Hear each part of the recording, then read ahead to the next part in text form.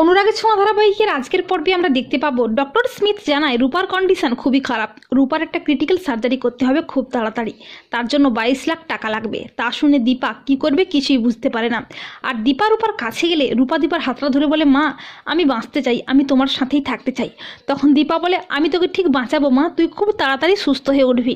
এই বলে টাকার জন্য হন্যে হয়ে ছুটতে থাকে দীপা।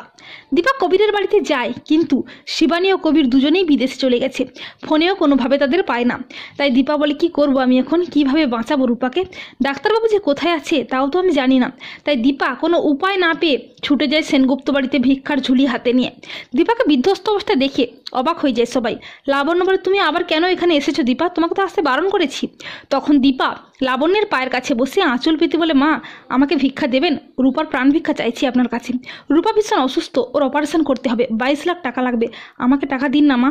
আর ঠিক তখনই মিসকার পাপাই পুলিশ উকিল নিয়ে হাজির হয়ে যায় সেনগুপ্ত বাড়িতে বাড়ি নিলামের জন্য।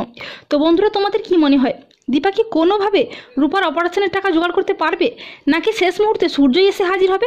কমেন্ট করে জানিয়ে দাও তোমাদের মতামত।